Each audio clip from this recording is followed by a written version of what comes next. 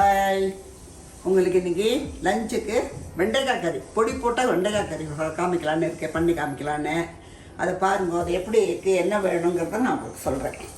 அதுக்கு பெருங்காயம் போட்டுங்க, ஸ்மால் குவான்டிட்டி போகிறோம் பெருங்காயம். அப்புறம் உளுத்தம்பருப்பு ஒரு டேபிள் ஸ்பூன் போட்டுங்க, ஒரு 4 பேர் சாப்பிட்றதுக்கு தான் அளவு இது. அப்புறம் மிளகாவத்தல், இது கொஞ்சம் காரம் கம்மியான மிளகாவத்தல், அதனால நான் வந்து ஒரு 4 மிளகாவத்தல் எடுத்துட்டுருக்கேன், 4-5 மிளகாவத்தல். அப்புறம் இவ்வளோ குவான்டிட்டி வெண்டைக்காய்க்கு, 1/2 கிலோ வெண்டைக்காய்க்கு. இப்போது இதுக்கு பொடி, இந்த உளுத்தம்பருப்பு, மிளகாவத்தல், பெருங்காயம், இதை நம்ம எண்ணெயில் கோல்டன் ப்ரௌனில் வறுத்துக்கலாம். இப்போ பாருங்க, நான் ஒரு ஸ்பூன் வந்து எண்ணெய் விட்டுருக்கேன். ஃபஸ்ட்டு பெருங்காயத்தை போட்டுருக்கோம், அது நல்லா பொரிஞ்சப்புறம் இப்போது மிளகாவத்தல், உளுத்தம்பருப்பு எல்லாத்தையும் பொரிஞ்சிக்கலாம். இந்த அளவு போகும் குவான்டிட்டி உளுத்தம்பருப்பு நல்லா கோல்டன் ப்ரௌனில் வறுத்துருங்க. வறுத்து எடுத்து வச்சுனுக்கோ அந்த இருப்பு சட்டிலேயே நீங்கள் வெண்டைக்காய் கறி பண்ணிடலாம். தேங்காய் வேண்டாம்? தேங்காய் வேண்டாம், தேங்காய் போட்டால் அது வேறு மாதிரி. அதாவது வெறுமை மிளகா அப்படி உப்பு மட்டும் போடுறது. ஆமாம், இது வித்தியாசமாக இருக்குமா? ஆமாம், அதாவது நம்ம பொட்டை மிளகா அப்படி போடுவோம் இல்லையா, வெறும் பொடி மிளகா அப்படி. அதுக்கு பதிலாக இது கொஞ்சம் வாசனையாக இருக்கும், கொஞ்சம் ரிச்சாக இருக்கும். ரசத்துக்குலாம் காம்பினேஷனும் ஆமாம், கொஞ்சம் சாஃப்டாக இருக்கும். ரசத்துக்கு, சாம்பாரோட ரசத்துக்கு நல்ல காம்பினேஷன். ரசம், மோர் குழம்பு, இதுக்கெல்லாம் நல்ல காம்பினேஷன். இந்த ஸ்டேஜில் நான் கேஸ் அணைச்சிட்றேன், ஏன்னா சவந்துருக்கு. இந்த ஷூட்லேயே நம்மளுக்கு வேணுங்கிற அளவு வறுத்துடலாம். இப்போ நான் இன்னைக்கு கடலை ஊற்றுறேன். நீங்கள் ரிஃபைண்ட் ஆயிலும் ஊற்றிக்கலாம், கடலையும் ஊற்றிக்கலாம். நல்லெண்ணெய் வேண்டாம், நல்லெண்ணெய் ஊற்ற அவசியம் இல்லை. அது வெறுமனை வதக்குறோம் பாருங்க, அதுக்கு தான் நல்லெண்ணெய். தேவைப்பட்டாக்கா பொடி போட்டப்புறம் நம்ம ஊற்றிக்கலாம், தேவைப்பட்டாக்க, நாட் நெசசரி. இப்போ நான் அதுக்கு உளுத்தம்பருப்பு போட்டிருக்கேன்.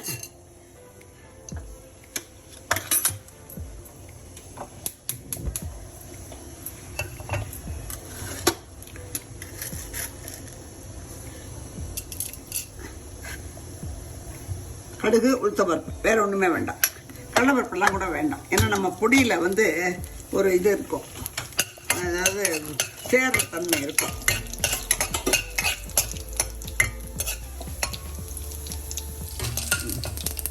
கடவுள் வெடிச்சுட்டு இப்போ நான் இந்த வெண்டைக்காயை போடுறேன். இப்போ நீ சொன்னது 1/2 கிலோ வெண்டைக்காய்க்கா? ஆமாம், 1/2 கிலோ வெண்டைக்காய். 4 பேர் சாப்பிடலாம் தாராளமாக. நம்ம 4 பேர் குவான்டிட்டி தான் பண்ணுறோம். அவள் அவளுக்கு ஃபேமிலி மெம்பர்ஸ்க்கு ஏற்ற மாதிரி அவள் இன்க்ரீஸோ டிக்ரீஸோ பண்ணிக்கலாம். நல்லாவே வதங்கட்டும் வெண்டைக்காய்.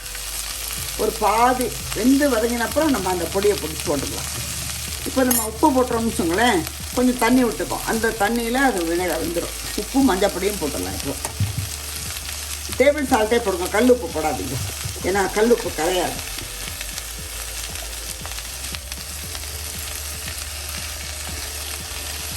இவ்வளோ உப்பு போட்டிருக்கேன். அன்றைக்கி நம்ம வீடியோவில் யாரோ என்ன நீங்கள் கடலுப்பு யூஸ் பண்ணுறேன்னு கேட்டால், பிராண்டு அன்னபூர்ணா. அன்னபூர்ணா யூஸ் பண்ணுறோம். முன்னாடி வேறு எதுவும் வாங்கியிருந்தோம், அது நல்லா இல்லை, தண்ணி ஊற்றிக்கிறது. அதனால் இப்போது அன்னபூர்ணா தான், அது சொல்லிவிடும். டேபிள் சால்ட்டு, கல்லுப்பு எல்லாமே அன்னபூர்ணாவே யூஸ் பண்ணலாம்.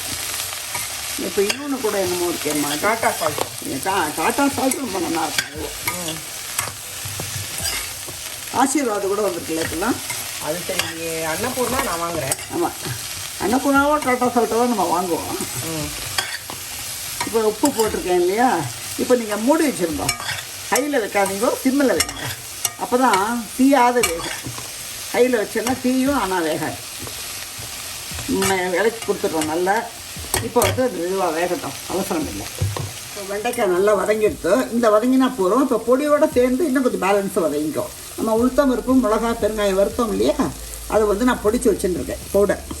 இந்த பவுடரை இதில் போட்டுடுங்க. இது வெண்டைக்காய் பொடி போட்ட கறி, கல்யாண கறின்னு சொல்லுவோம்.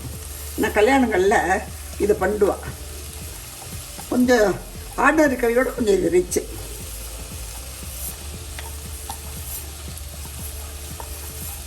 இப்போ நம்ம இலக்கிட்டு உங்களுக்கு காமிக்கிறேன். இன்னொரு 10 நிமிஷம் அடுப்பில் இருக்கட்டும். எண்ணெய் ஏதாவது ஊற்றணுமா? இல்லை பார்த்து ஊற்றி ஜாஸ்தி எண்ணெய் தேவையில்லை. இப்போ இதை இலக்குங்க. வேணா ஒரு 2 ஸ்பூன் எண்ணெய் ஊற்றிங்க, தப்பு இல்லை. தீயாது, சிம்மில் தான் வச்சுருக்கோம். நல்லா வதங்கிட்டு இப்போ பொடியோடு சேர்ந்து வதங்கிட்டாக்க அந்த வெண்டைக்காயிலெல்லாம் அந்த பொடி வந்து நல்லா மிக்ஸ் ஆகிடும்.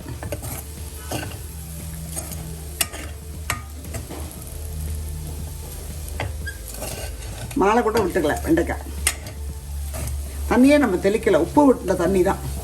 ஒரு 2 ஸ்பூன் வேணால் எண்ணெய் ஊற்றிடுமா நீங்கள். என்ன எண்ணெய் ஊற்றுறேன்? கடலெண்ணெய் ஊற்றினேன். இது நல்லெண்ணெயில் பண்ண அவசியம் இல்லை. வெறுமனை வதக்கிற கறி தான் நல்லெண்ணெய். இது பொடி போட்ட கறிங்கிறதுனால கடலெண்ணெய் யூஸ் பண்ணலாம். போதுமா எண்ணெய்? போதும். ரொம்ப வதங்க வேண்டாம்ல. ஒரு ரோஸ்ட் ஆகவும் ஆகாது. இது வந்து ஒரு 10 நிமிஷம் இருந்தானாக்கா இந்த காரம் வந்து காயோடு பிடிச்சிக்கும். அந்த பொடி ஒரு 10 நிமிஷம் அடுப்பில் வச்சு சிம்மில் வச்சுருங்க, அது ஆயிடும்.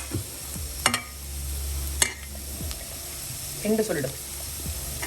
இன்னும் ஒரு 10 நிமிஷம் வச்சுட்டு நீங்கள் அணைச்சிடலாம் கேஸை. அதுக்கப்புறம் நீங்கள் சாப்பிடும்போது சாப்பிடலாம். டேஸ்ட்டு நல்லா இருக்கும். சாப்பிடுங்க. இது கொஞ்சம் வித்தியாசமான கறி. சாதாரணமாக மிளகா பொடி போட்டு பண்ணுவோம், இல்லை தேங்காய் பாத்திரம் போட்டு பண்ணுவோம். இது வந்து உளுத்தம்பருப்பு மிளகா பெருங்காயம் போட்டு பண்ணியிருக்கோம். கல்யாண வெண்டைக்காய் கறி. சாப்பிடுங்கோ, பண்ணுங்கோ, சாப்பிடுங்கோ, எனக்கு ஃபீட்பேக் கொடுங்க. நெக்ஸ்ட் ரெசிபியோட நான் மீட் பண்ணுறேன். பாய்.